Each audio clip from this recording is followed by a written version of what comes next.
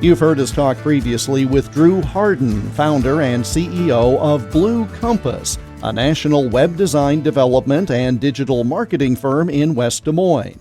He now shares some of the lessons he's learned about company culture in a new book titled Retain: How to Create an Incredible Company Culture That No One Wants to Leave. I have owned and run this company for 15 years, and I've had a wonderful experience. But as time has gone on, I have realized, my number one purpose, my number one responsibility here at Blue Compass as the CEO isn't to make sure our processes are the best, isn't necessarily to go after clients, but really, the basis of it all is for me to define our mission and our values, to live them out myself, and then to help our team members do the same. And when I can do that, it really helps create an atmosphere where our team members can have fun, where they can feel supported, where no one is looking over their back like someone's going to take credit for them. It enables us to be creative, do our very best, and just enjoy what we do every day. I think that for some reason over the years, we've all gotten this idea that work is a bad thing, that Mondays are worse than Fridays, that work shouldn't be fun or isn't fun. And sadly, that's true in a lot of cases. And so I really dream of a world where, people feel like Mondays are like Fridays. They look forward to them and they want to enjoy the work that they do. They want to feel like they're supported. So this is something I became really passionate about years ago. And at Blue Compass, when we started, our culture was just fantastic. We started just as a 2-person startup. We hired a few people. The culture was great. And then probably about 8-9 years ago, we got a really tremendous client, a huge client, Jeff. And that was great because it helped us grow. It helped us become a better company in so many ways, but it also caused us to hire very, very quickly, and we doubled in size. With that, I started to notice maybe a little drama and maybe a little gossip starting to creep in. And that's something we had never had before. And so it was a great lesson for me as a leader, and it taught me that the power of my personality is not enough to fuel an incredible culture. You have to define the mission and the values, and you just have to be very purposeful about it. You have to work at it every day. And so I thought, it would be great to start to put these lessons I learned along the years together in a book and share them with others. And so that's where the book Retain came from. It's interesting that you start a company and you dream of a certain level of success. And then once it's achieved, you're obviously focused in attacking whatever the new project is or reaching the goal for the new client. And that's a time when the company culture can slip because, again, you're now working with people who weren't there at the beginning, who didn't share with you the original vision. You have to be very purposeful in terms of bringing them up to speed so that they have that same sense of work ethic and sense of place as these folks who were with you from the start. That's absolutely true. And when you bring new people onto your organization, that's an incredible opportunity to put the right people on the right seats of the bus and continue that fantastic culture. One of the things I've learned over the years is, it's personality is more important than skills. And we've learned here that you can teach skills, but you can't teach personality. And I think it's so important that when you hire for your organization, you find people that believe in your same company values, that are team players, that aren't out for themselves. What I learned over the years is you got to be really strict in looking for the right people who are going to be a great fit with our organization. I think Blue Compass is a fantastic organization. A lot of people want to work here, but we're not right for everyone. We're not a perfect fit for everyone, and that's just fine. And not every organization is a perfect fit for you. And so when people look for jobs, I think it's really important for them to find those organizations that are a fantastic fit. But if we can get people in here that believe in what we're doing, that are team players, that want to have a little fun in the office and want to work really hard, then that's only going to make our culture and our mission a little easier.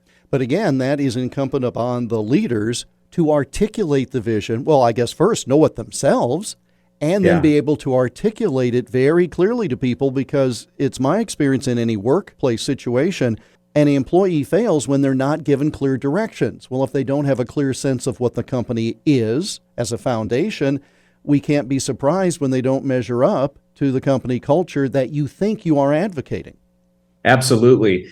in the book, I talk about 5 keys to great company culture. And the first one is visible values. And I think that's a great place to start. So at Blue Compass, after we struggled with a bit of a toxic workplace many years ago, what came out of that was some really clear values that we all believe here. And that for me as a leader, it's my job to make sure everyone knows those and believes in them and follows them, et cetera. And so our 5 values here at Blue Compass are: we are positive, we grow our expertise, we support one another, we give clients our best, and we reject drama and gossip. And so if we can follow those, we're in a great place. So it's not enough just to hang them on the wall, and we certainly have them on the wall here, but we also put them in our proposals. We have them on our website. Every month when we have a full team meeting, I run through our values, and not only running through each value, but I will give an example of someone who fulfilled one of those values really, really well in the last month, and they get a round of applause. And so it's kind of telling the story of who's following those values, how they're impacting our business. It has to be something that, as a leader, I live out myself too. I have to be positive. I have to be supportive. I have to grow my expertise because, as a leader, the best way you can get a behavior from someone else is to model it yourself. The second one is appreciative acknowledgement. No one ever left an organization because they were acknowledged too much. And as humans, we want to know what we do matters and that it's making an impact and that people are noticing. Just simply acknowledging what other people are doing, giving them shout outs, bringing them coffee, anything little like that is really, really powerful. So I think that acknowledgement is so important. And the next one, number 3, is jovial joy. I think that fun is an element that's missing in so many different offices today.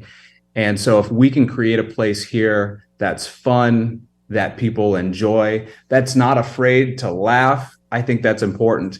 A lot of leaders, a lot of organizations take themselves too seriously, but I think if we can laugh at ourselves and have a little fun in the office, that makes a big difference. The fourth principle is constant connection. Especially in today's hybrid world, remote world, it is so essential for managers and leaders to be constantly connected to their team members, to communicate as much as possible, to be very clear, to set the right expectations, and just try to be transparent, let people know what's going on.